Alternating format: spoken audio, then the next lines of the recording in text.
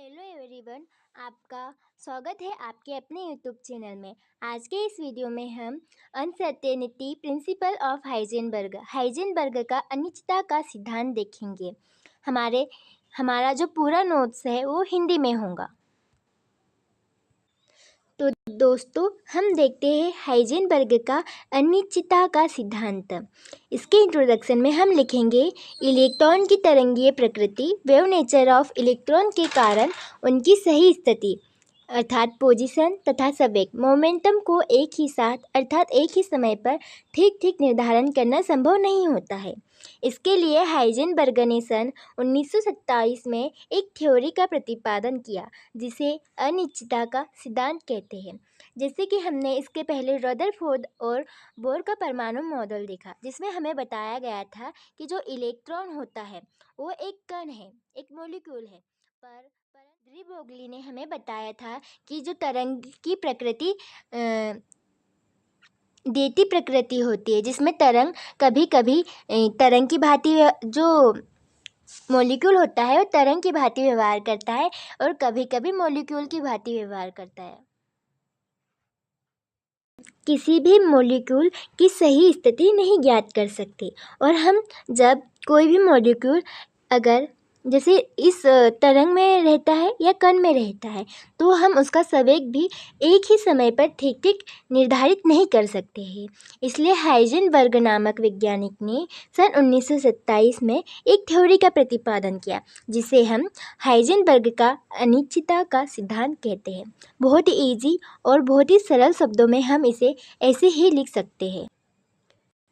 इसके बाद हम इसकी डेफिनेशन देखेंगे। इलेक्ट्रॉन जैसे गतिमान सूक्ष्म कण की स्थिति व संवेग का साथ साथ सही निर्धारण संभव नहीं है। इस सिद्धांत के अनुसार किसी गतिमान कण की स्थिति और संवेग को एक साथ एकदम ठीक ठीक नहीं मापा जा सकता है। जैसा कि हमने इसके पहले देखा कि ये नाभिक है, हम इसके पास इलेक्ट्रॉन की जो गति होती है, इसकी गति और इसकी संवेग, इसके जो होती है इसकी स्थिति और संवेग को हम एक साथ नहीं नाप सकते हैं।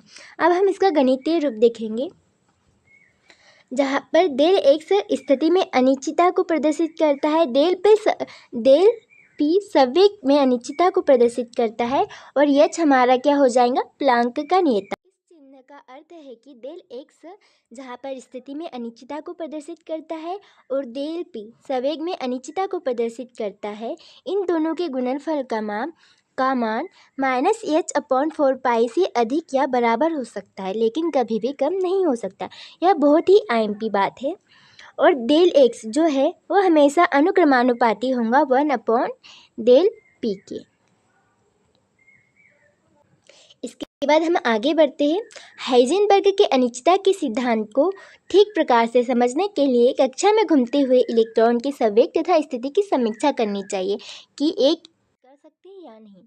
इस इलेक्ट्रॉन की पोजीशन ज्ञात करने के लिए इस जो इलेक्ट्रॉन है यहाँ पर, इसकी पोजीशन ज्ञात करने के लिए एक ऐसा विशेष प्रकार का सूक्ष्मदर्शी होना चाहिए जिसमें इलेक्ट्रॉन दिखाई दे सके।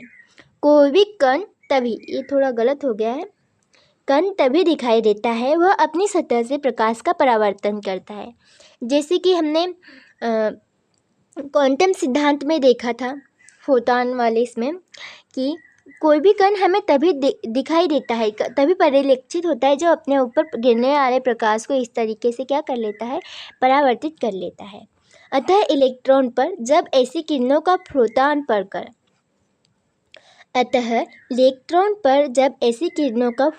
पड़कर परिवर्तित होता है जिसमें बहुत ऊर्जा होती है, तो उसकी टक्कर से इलेक्ट्रॉन का संवेग परिवर्तित हो जाता है और संवेग की अनिश्चितता बढ़ जाती है।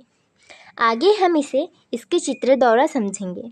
हमने उस स्लाइड में देखा, अब हम इसमें देखते हैं। कहने का तात्पर्य यह है कि किसी निश्चित संवेग से घूमते हुए इलेक्ट्रॉन की स्थिति का सही ज्ञान संभव नहीं है। जैसे कि हमें चित्र में दिखाई दे रहा है कि ये हमारा सूक्ष्म हो गया, तो इलेक्ट्रॉन का ये वास्तविक पथ हो गया यहाँ से यहाँ तक, और यहाँ से यहाँ तक उसका अपेक्षित पथ हो गया, यानी कि इलेक्ट्रॉन यहाँ से होकर ऐसा जाएगा।